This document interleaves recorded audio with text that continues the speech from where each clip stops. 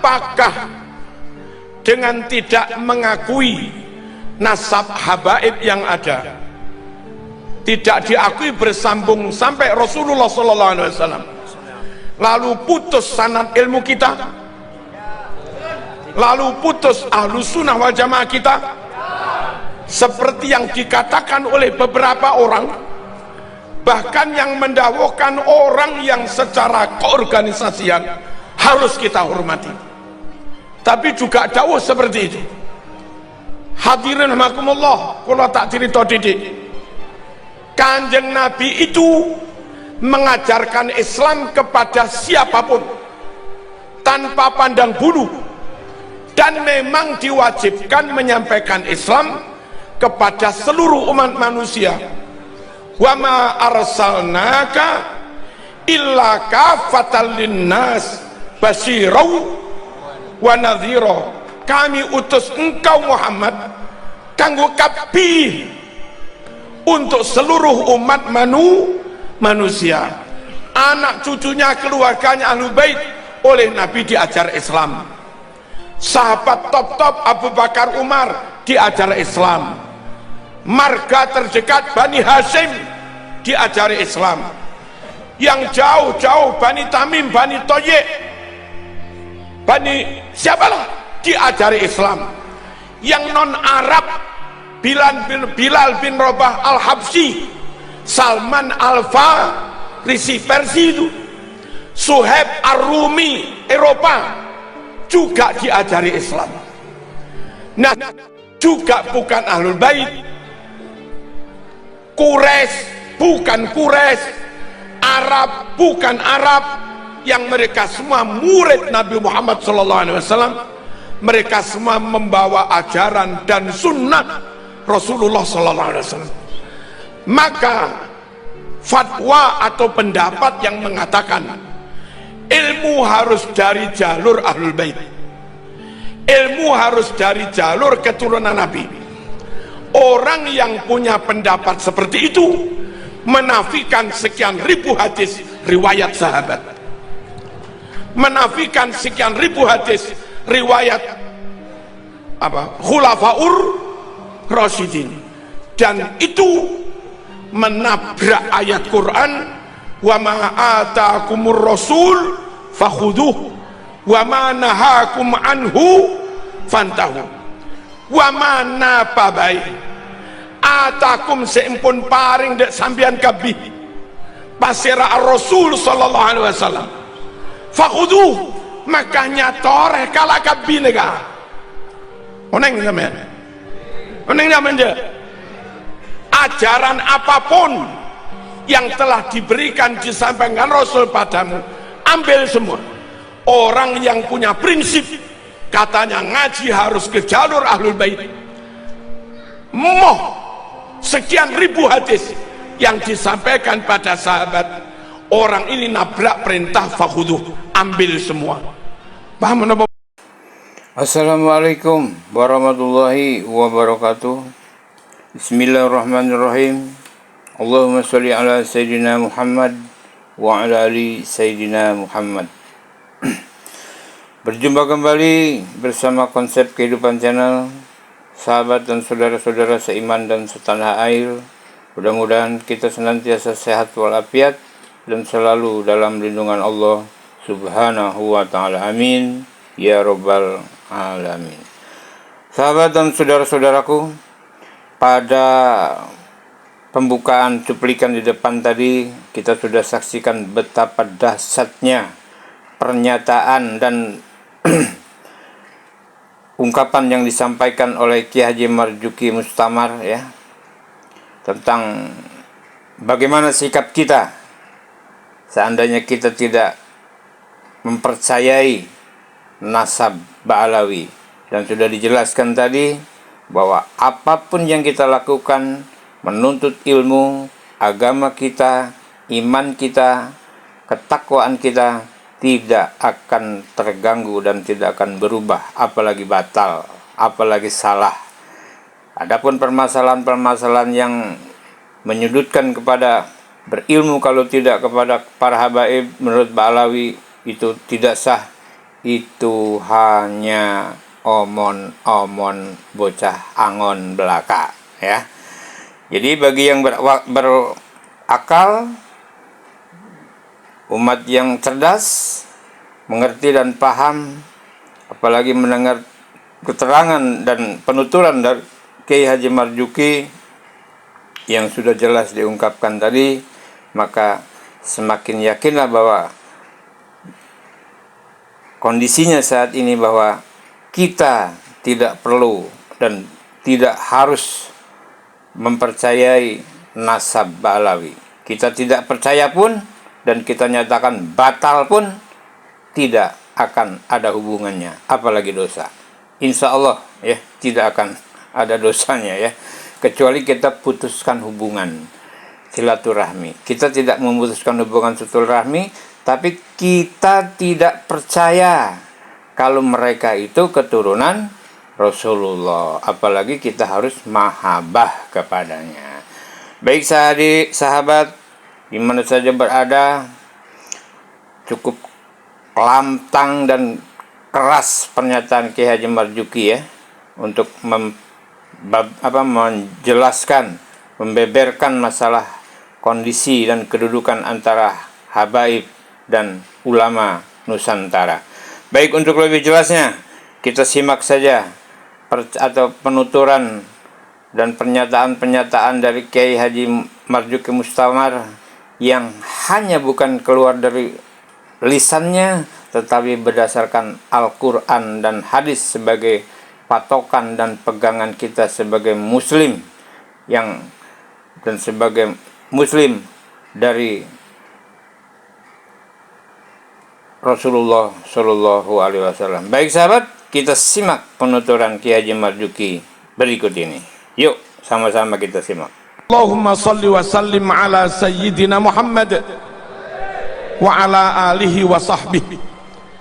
Dumateng para kiai, para tuan guru, para ajengan yang sangat kami hormati, para tubagus yang sangat kami hormati, para gus, para lora, mandar muga barokah kabih, banyak rezekina, lanjeng umurah, banyak putranya, amin Allahumma amin. Opo iku? Oh, enggak oleh. Tamu kita yang sangat kita banggakan, kita hormati, mujaddid abad berapa ini? Wong pakai hijriyah kok. Abad 15.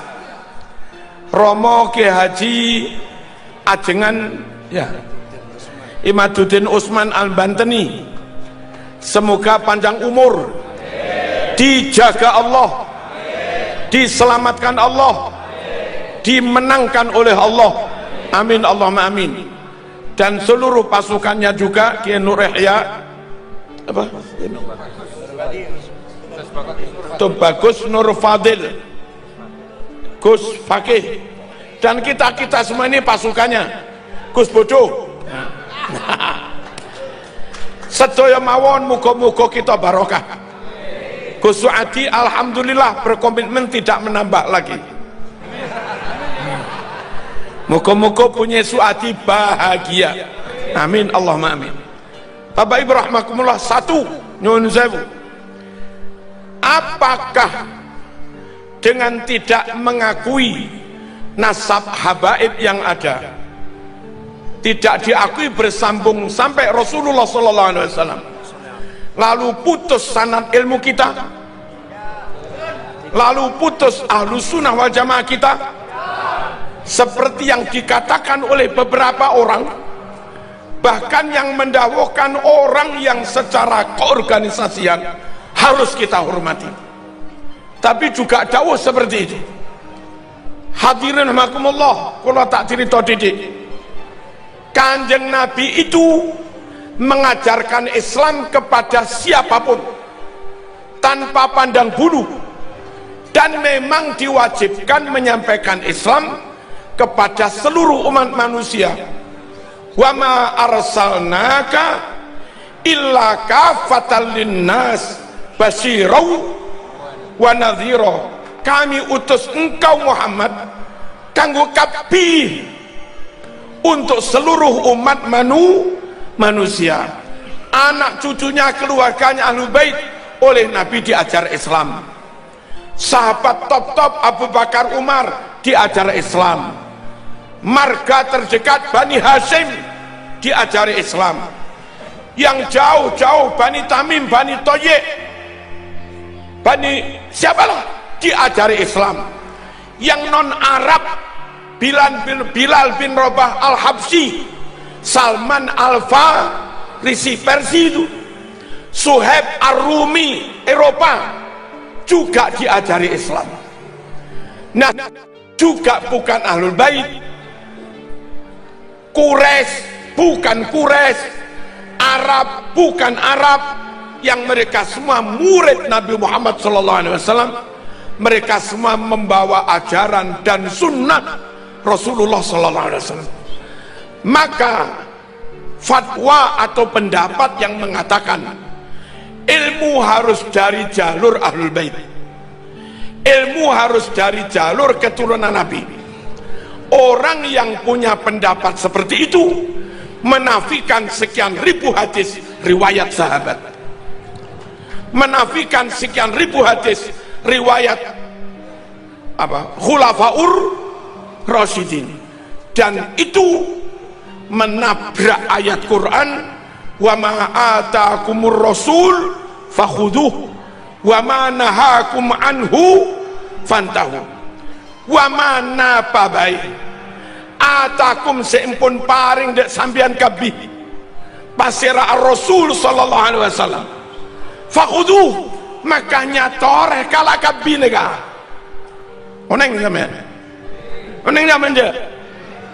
Ajaran apapun yang telah diberikan disampaikan Rasul padamu, ambil semua. Orang yang punya prinsip katanya ngaji harus ke jalur Ahlul Bait, moh sekian ribu hadis yang disampaikan pada sahabat, orang ini nabrak perintah fakhuduh, ambil semua. Paham apa mboten? Paham mboten ngene? Terus saya sampean mikir ojo ngomongan ibu-ibu kalau ngomongan ngeten para rawuh, kalau hanya dari jalur Ahlul Bait, dari riwayat Fatimah, Fatimah wafat masih muda, umur likuran, atau harus riwayat Sayyidina Ali kah? Sayyidina Ali bukan putranya Nabi, menantunya. Atau harus riwayat Sayyidina Hasan Husain yang katanya harus jalur Ahlul. Sayyidina Hasan Husain ketika Nabi hidup masih kecil, belum memungkinkan untuk menerima ribuan hadis, dan nyatanya dalam kitab hadis yang riwayat Imam Hasan Husain juga nggak terlalu banyak. Lalu umur belum tua, Sayyidina Hasan diracun, dibunuh. Lalu Sayyidina Husain dibunuh di Karbala. Kalau ngotot harus riwayat Ahlul Bait, lewat Sayyidina Hasan Husain, beliau berdua pas Nabi hidup masih kecil, akan meriwayatkan banyak, juga repot di pemerintahan, akan meriwayatkan sampai sepuh, terbunuh ketika umur belum terlalu tua. Kesimpulannya, lek sampean ngotot ilmu agama harus lewat dzurriyyah Rasul, mungkin hanya sekitar 5 atau 10% sunnah Rasul yang nyampe kepada kita. Padahal perintah Quran ambil semua. Paham apa enggak ini? Loh, harus paham biar enggak fanatik. Woi, paham apa enggak? Berikutnya, ilmu tentang Islam. Nabi benar-benar profesional, enggak melihat suku, enggak melihat nasab. Wong suarane paling apik, sip, fasih, dari kalangan budak namanya Bilal diangkat menjadi muadzin. Yang buta Ibnu Ummi Maktum diangkat jadi muadzin. Qari'us sahabah hafid 30 juz Ubay bin Ka'ab. Siapa yang ingin baca Quran fasih persis seperti saat Quran diturunkan, ngajilah kepada Ubay bin Ka'ab. Man ahabba an yaqra al-Quran kama unzil falyaqra ala Ubay bin Ka'ab. Ubay bin Ka'ab yang dipercaya, padahal bukan sanak famili, bukan duriyah. Itulah Islam, serahkan sesuatu kepada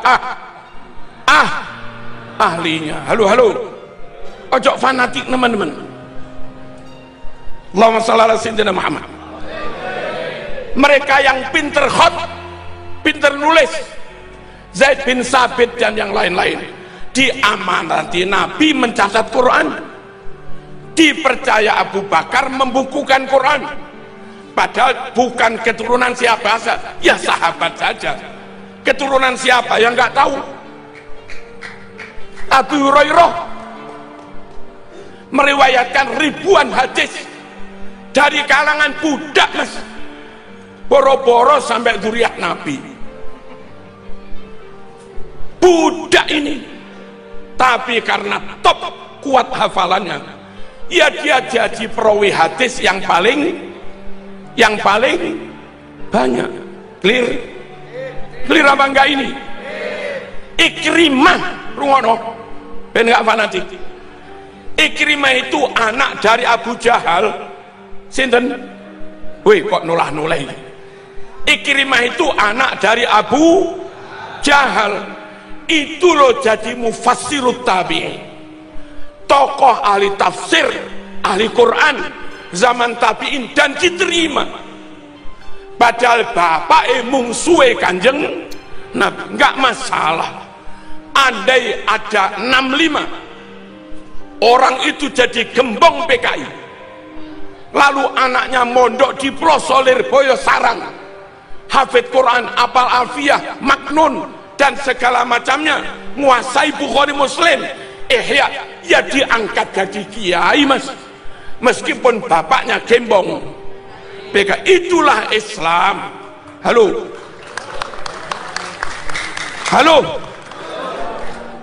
serahkan sesuatu hanya kepada ahlinya. Siapa ahli? Imani top, takwa Allah top, khosyatullah top, ilmune yo top, akhlake top, nyun sewu, kapasitasnya juga top. Itu namanya ahlinya, dan harus ahlu sunnah wal jamaah. Serahkan pada ahlinya. Madhab 4 Imam Syafi'i nasabe sopo?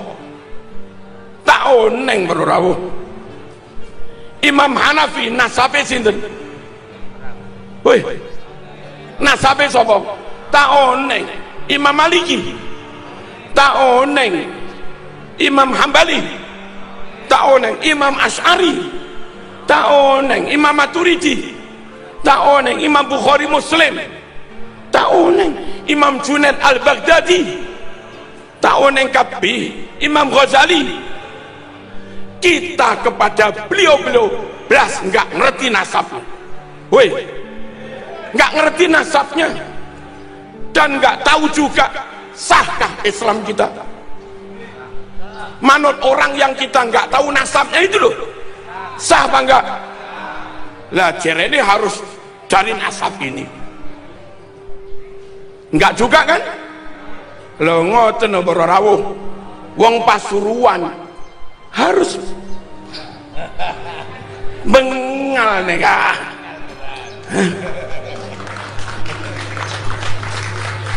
Allahumma shalli ala sayyidina Muhammad. Sepura anakku le cangkolang ini. Tak pernah lagi. Sedikit lagi nggak apa-apa. Allahumma shalli ala sayyidina Muhammad. Yang alumni sarang dapat ilmu sak pirang-pirang dari masyayikh sarang. Nasabnya siapa sarang? Tak oneng. Yang alumni Ploso dapat ilmu sak pirang-pirang dari Ploso. Sera nasabah. Tahun yang kita ya. Yang alumni Lirboyo sah bangga ilmunya. Sah bangga. Sah. Siapa nasabnya? Tahun. Lo kok sekarang ada, kalau nggak ngakui nasab ini ilmu batal, itu terus kayak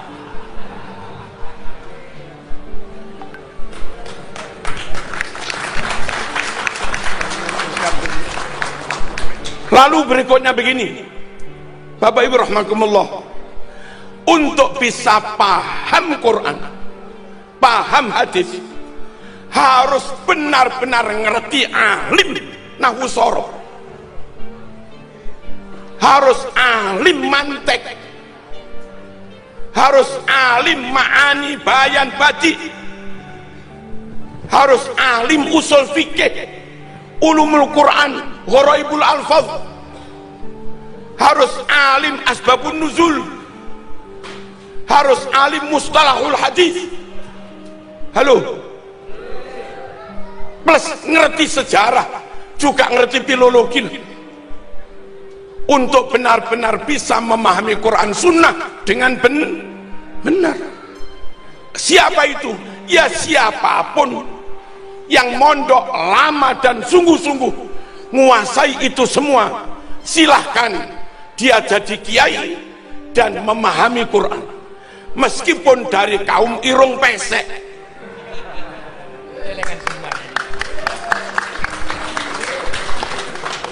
Jangan paksakan orang yang nggak punya kemampuan kau percaya menafsiri Quran hanya karena bajunya.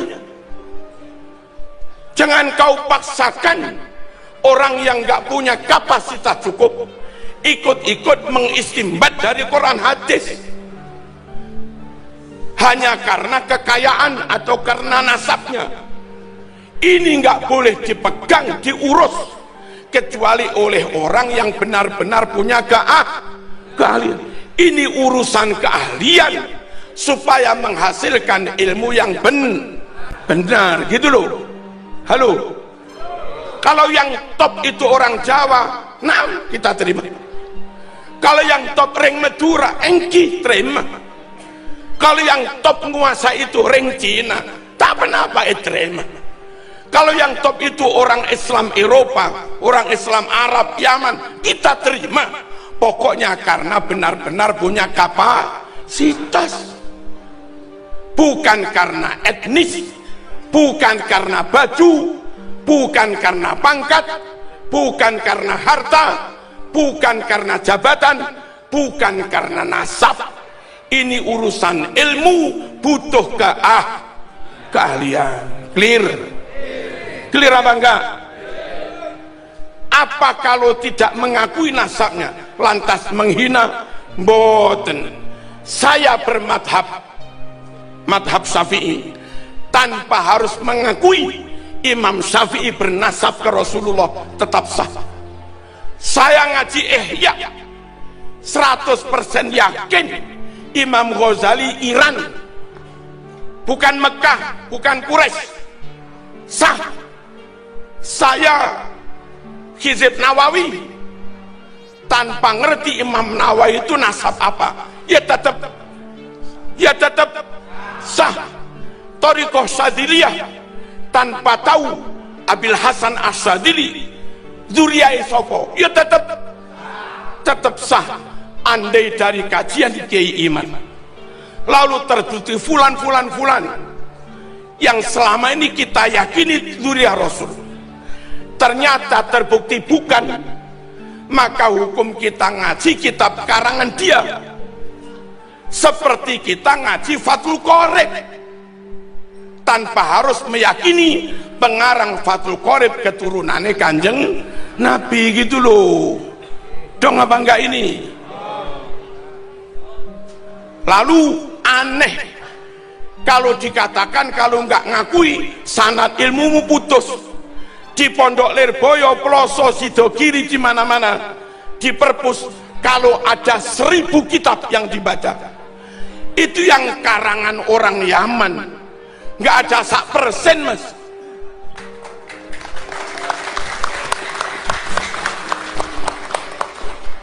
Ummahatul kutub fit tafsir, mulai dari yang kecil Jalalain, Jamal, Sawi, lalu ngalih Al-Munir, Maroh Labid, agak gede lagi Tabari, Qurtubi, Tafsirul Kabir, Lirazi, dan yang lain-lain.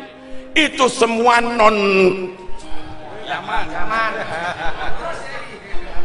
non Yaman, kutubul hadis, Bukhari, Muslim, Imam Ahmad, Turmudi, Abu Dawud, Ibnu Majah, Hakim, Ibnu Hibban, Ibnu Majah, Ibnu Abi Dunya, Ad-Dailami. Itu orang mana itu? Bukan Yaman, non Yaman, non Balawi. Nahwu, Jurumiyah, Tuhfah, Imriti, Mutamimah, Kawakibuduriyah, Alfiyah, Ausatul Masalik, Mughni. Terus apa lagi?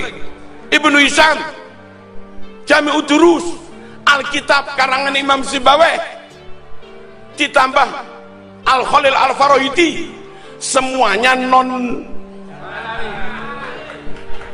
Ibnu Malik As-Spanyoli, Al-Andalusi, berarti tafsir Qurtubi, Cordoba, As-Spanyoli mas. Ngaji teko ulama Spanyol ini sah mas.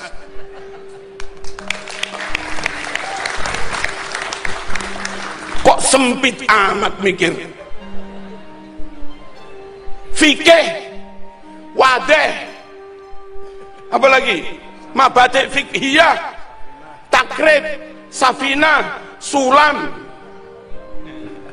kasyifah, fathul qorib, bajuri, tanwirul qulub, qalyubi, bughiyah, nihatul muhtaj, wahab, mu'in, nihatul zain, dan segala macamnya. Wong ndi kuwi sing ngarang? Halo. Halo. Tasawuf adalah 1-2 Yaman, nggak ada 1% dari ribuan kitab. Masuk akalkah gara-gara nggak ngakuin nasabnya yang 1% ini, lalu yang 99% jadi batal semua? Abu Daram aja.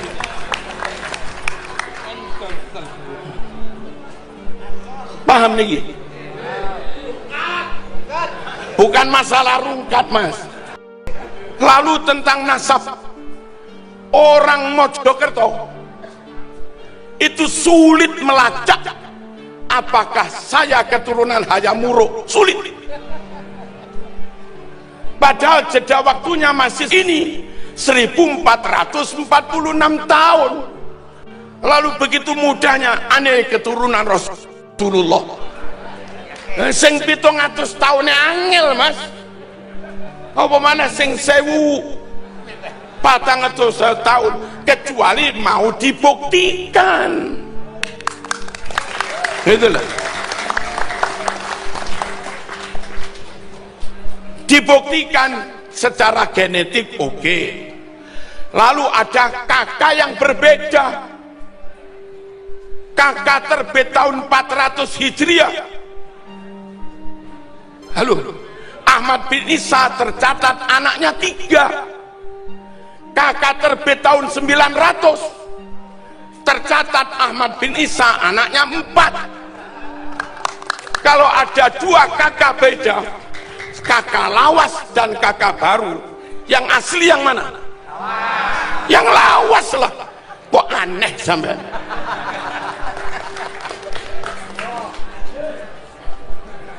Kalau saya punya naskah Bukhari, warisan dari Mbah Yud saya, kebetulan kita sama-sama Al-Banteni, mbah saya ke-6 Banten, 2 kakak beda, yang asli yang lawas. punya naskah Bukhari Muslim, naskah dari Mbah Yud saya, hadis itu nggak ada. Lalu ada terbit naskah Bukhari baru, tahu-tahu ada tambahan hadis itu. Yang benar yang mana? Yang lawas. Quran kita dari dulu nggak ada surat Al-Pasrpani. Tahu-tahu terbit Quran baru, ada tambahan surat Suratul Pasrpani. Yang asli yang mana? Yang lawas. Dan haram Anda berpikir barangkali itu ada yang nggak tercatat. Ngawur aja.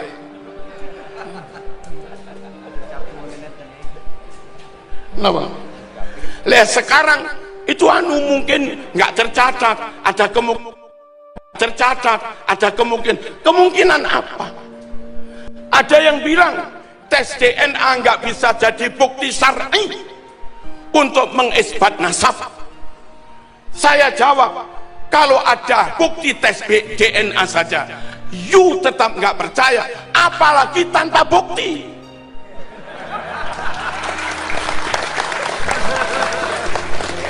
Logikanya kok aneh-aneh. Basul Masail NU di Solo memutuskan hasil tes DNA memang tidak bisa untuk membuktikan, mengisbatkan nasab seseorang, tapi bisa untuk membatalkan nasab.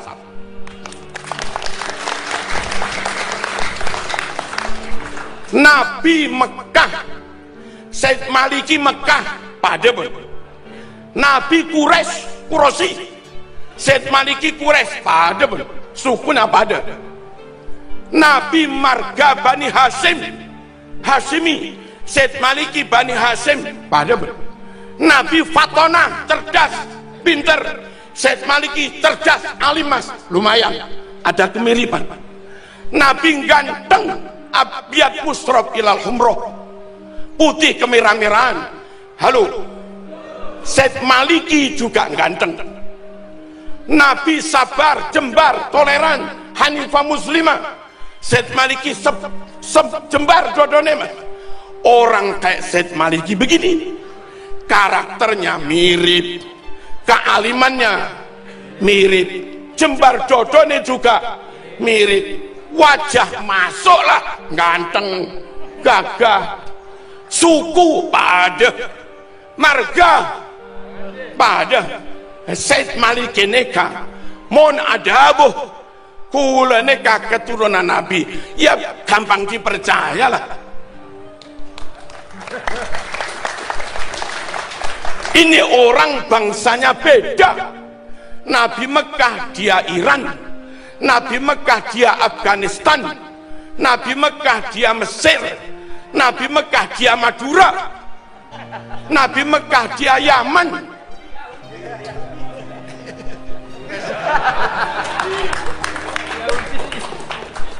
Bangsanya beda, sukunya beda. Nabi Quraisy dia Jawa, Nabi Quraisy dia Banten, Nabi Quraisy dia Sunda. Halo, Nabi Quraisy dia Hadramaut, Nabi Quraisy dia Habasyah, Nabi Quraisy dia Qahtan, Nabi Quraisy dia Tamim. Nabi Quraisy dia Aden. Tak pada suku. Marganya Nabi Bani Hashim dia Al-Aidid, Al-Katiri, Al-Pasrpani. Wajah nggak masuk. Nabi ganteng, Said Maliki ganteng, dia nggak ganteng blas. Nabi alim, pinter, dia logikanya konyol.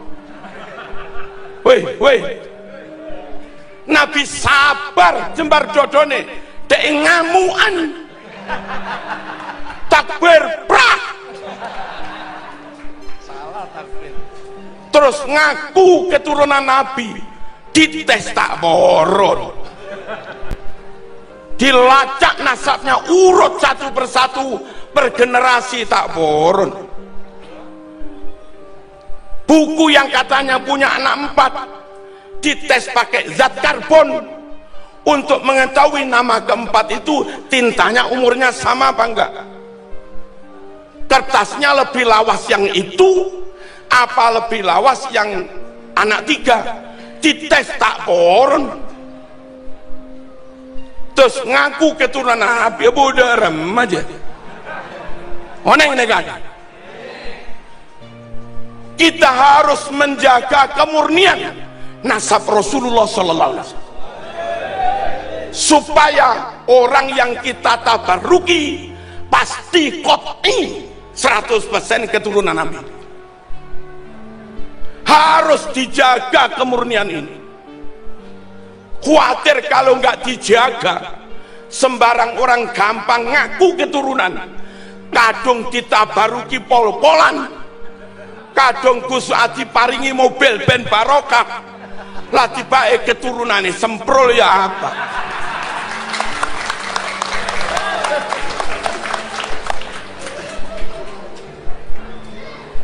Ngerti betul nih? Verifikasi itu penting, validasi penting, pelacakan penting, baik pelacakan genealogi ataupun pelacakan naskah penting. Untuk apa? Untuk memastikan fulan qot'i keturunan Nabi. Kita sowan nggak rugi, salaman nggak rugi, sedekah nggak rugi, barokah. Dan memang Nabi meninggalkan untuk umat ini nun sewu 3 jimat. Jimat pertama Quran, jimat kedua sunnah, jimat ketiga keluarga anak cucunya Kanjeng Nabi. Supaya sunnah benar-benar sunnah, bukan maudhu, bukan palsu, maka ulama men-tracking hadis. Dan akhirnya karena hadis kena jarh wa ta'dil, ribuan hadis rungkat. Rungkat itu apa?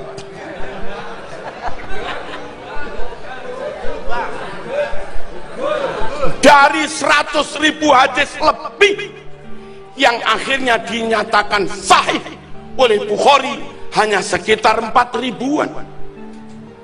Muslim hanya sekitar 4.000-an, yang rungkat puluhan ribu. Dan itu ulama harus melakukan itu. Jangan sampai kadung diyakini sunnah Rasul ternyata sabdanya Abu Jahal, mas. Weh. Quran jimat, Quran mujma' alaih, qot'i, udah nggak ada masalah. Yang kedua sunnah juga jimat. Biar jimat ini benar-benar terjaga, maka ulama melakukan penelitian hadis. Lalu jimat ketiga, setelah berlangsung 1446 tahun, biar nggak mudah, nggak gampang orang ngaku keturunan Nabi, ternyata keturunan semprul. Ditabaruki tak mandi, mas. Nggak mandi itu apa? Tak mandi, ditawasuli tak mandi, wong keturunan semprul. Supaya umat tetap dapat barokah ketika sowan, ketika tabaruk, tawasul, qot'i keturunan Rasulullah, maka juga perlu di tracking. Lah itu tugasnya Kiai Imad gitu loh. Woi, mulia apa enggak ini? Mulia. Untuk memastikan keturunan ini murni, wa yutahhirakum tadhira. Dan terus maaf, panjenengan yang selama ini enggak dianggap keturunan Nabi, tak usah khawatir, Bun. Siapa tahu penelitian Kiai Imad dan kawan-kawan sampean terbukti keturunan Nabi, maka kami enggak ragu hormat neng sampean, nggak ragu mahabbah neng sampean. Ojo kesusu musuhi Kiai Imad. Penelitian ini untuk kamu juga gitu loh. Timbang diragukan terus, timbang maskok fih terus, timbang mukhtalaf fih terus, timbang iltibas terus, ndang dijelas nih mas. Paham apa enggak? Kalaupun diteliti ternyata bukan, saman kudu lilo demi menjaga kemurnian anak cucu Nabi, zuriyah Nabi, daripada saya dicantol-cantolkan di situ, keturunan itu jadi enggak murni, mending saya dikeluarkan dari situ enggak apa-apa demi menjaga kemurnian keturunan Nabi, daripada saya nyantol di situ zuriyah jadi enggak murni, mending saya dikeluarkan tapi zuriyah menjadi murni. Nah yang mau begini berarti ikhlas, kepengin wayutahhirakum tathira. Kalau begini enggak mau, berarti anda hanya mikir kepentinganmu sendiri, biar tetap disuani umat, biar tetap dimahabbai umat, biar tetap disungkemi umat, biar tetap diparing-paringi.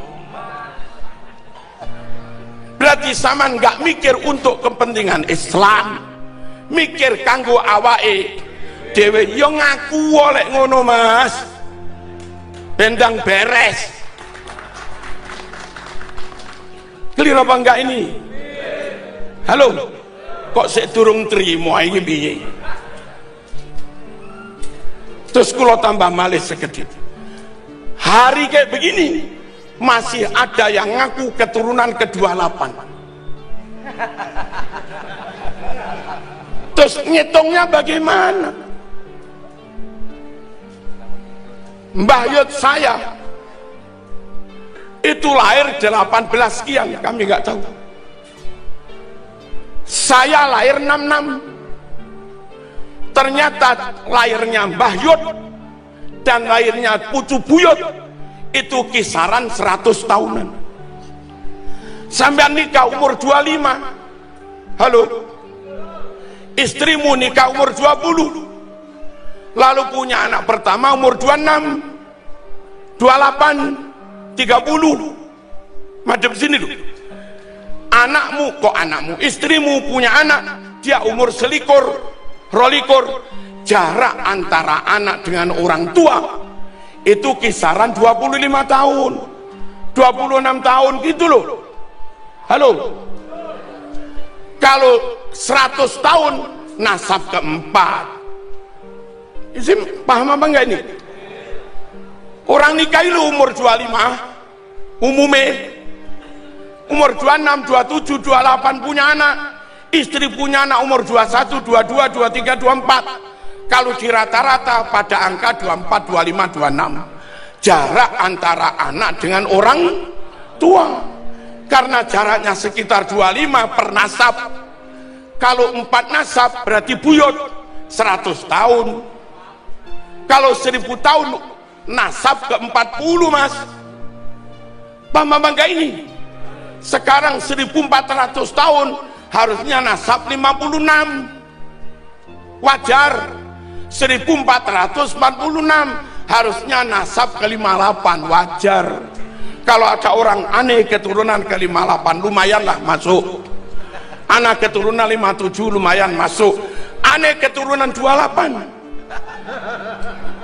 Kalau di rata-rata 1446 Hijriah dibagi 28, rata-rata 51 tahun lebih. Masuk akalkah ibumu melahirkan umur 51? Mbah putrimu melahirkan umur 51? Padahal Fatimah umur sebelum 20 sudah punya anak.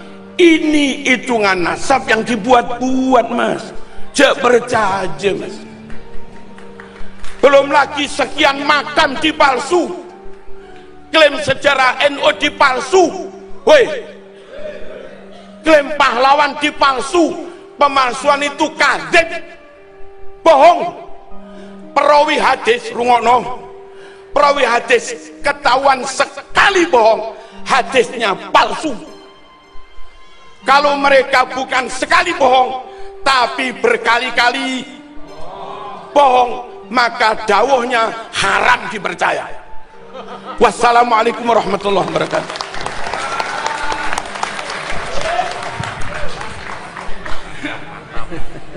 Monggo. Iya sahabat, konsep kehidupan yang masih bersama tentunya ya.